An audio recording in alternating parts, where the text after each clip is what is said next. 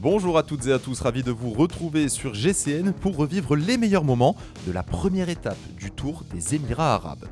Une étape qui nous emmènera du château de Al Darfa direction Al Mirfa, 151 km au programme et très peu de dénivelé positif, c'est extrêmement plat, 518 mètres seulement à escalader aujourd'hui. Mais attention, parce qu'on le sait, dans le désert asiatique, il peut y avoir du vent. C'est le cas aujourd'hui, 30 km/h de vent.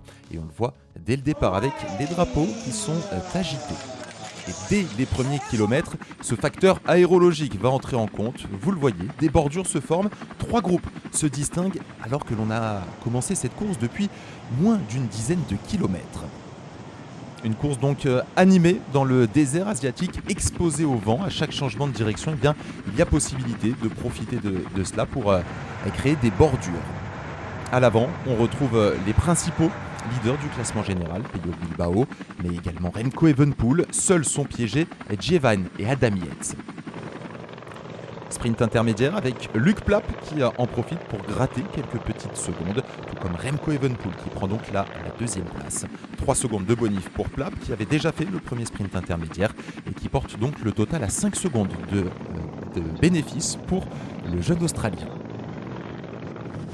On pense que cela va se regrouper avec un temps mort dans le peloton, le temps de vous dire qu'il y a quelques coureurs du classement général, Remco Evenepoel, mais également la doublette Vine, Yates, Bourman, Bilbao, Kuss, Gloag ou encore donc, vous l'avez vu, Luc Plapp.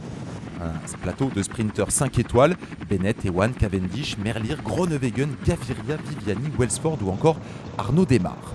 Mais à 30 km de l'arrivée, eh bien, une nouvelle fois, la Soudal Quick-Step avec Remco Evenepoel en personne initie un coup de bordure. Ils sont donc 13 hommes à se détacher à l'avant. On retrouve là donc Remco Evenepoel, Bilbao, Plapp pour les coureurs du classement général, mais également d'excellents sprinteurs, Merlier, Cavendish, Ewan, Coy ou Phil Boos. À 18 km de l'arrivée, alors que l'on passe sur la ligne d'arrivée et que l'on entre dans le dernier circuit urbain, eh bien, il y a 1 minute 30 d'avance entre les 13 hommes de tête et donc le peloton où sont piégés notamment l'intégralité de l'équipe UAE avec Vine et Yates. Jonction entre le 3e groupe et le 2e groupe, mais toujours 1 petite minute 30 de retard sur les 13 hommes de tête qui vont donc se jouer la victoire avec, vous l'avez compris, de très bons sprinteurs. Mark Cavendish, le champion de Grande-Bretagne, mais également Olaf Koy, Tim Merlier, Caleb Ewan ou encore Phil Boos. Remco Evenepoel se sacrifie pour son partenaire et compatriote Tim Merlier, le champion de Belgique. On arrive maintenant dans les 500 derniers mètres. Attention, il y a un virage aux 300 mètres qu'il faut aborder bien placé. Driesner fait l'effort pour Caleb Ewan. Et Kesbol tente de replacer Mark Cavendish, mais c'est Bert van Lerberge, le Belge, qui place parfaitement Tim Merlier. Le champion de Belgique donc qui vire en tête aux 300 mètres et qui décide de commencer un sprint long. Caleb Ewan est dans sa route. Mark Cavendish est un petit peu plus loin. Coy choisit de partir à l'extérieur. Ewan qui remonte Merlier. Merlier face à Ewan. Et sur la ligne d'arrivée, eh bien, c'est extrêmement serré entre les deux sprinteurs. Caleb Ewan lève le poing. Signe que l'Australien pense avoir gagné.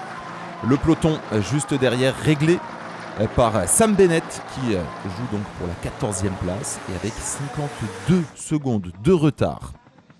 Le très bon coup réalisé par l'équipe Soudal Quick-Step qui place son leader Remco Evenepoel et qui permet également à Merlier de disputer le sprint pour la victoire. Sprint serré donc entre Ewan et Merlier. Ewan est bien remonté l'Australien, le jeté de vélo entre les deux et sur la photo finish, eh bien impossible de savoir qui l'emporte. C'est très très serré, ça se joue au millimètre entre Merlier et Ewan.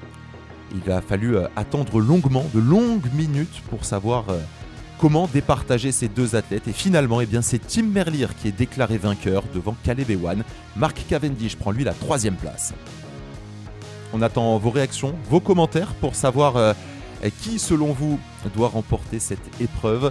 En tout cas, c'est Tim Merlier qui est sacré aujourd'hui et donc, par conséquent, prend la tête au classement général. Caleb Ewan est 2e. Luc Plapp, grâce à ses 5 secondes de bonification, grimpe lui au 3e rang. C'était très serré entre Ewan et Merlier. Finalement, c'est le Belge qui s'impose. Très bon coup réalisé par la Soudal Quick-Step qui place parfaitement Remco Evenepoel. Demain, 2e étape donc, avec un contre-la-montre par équipe, 18 km à parcourir.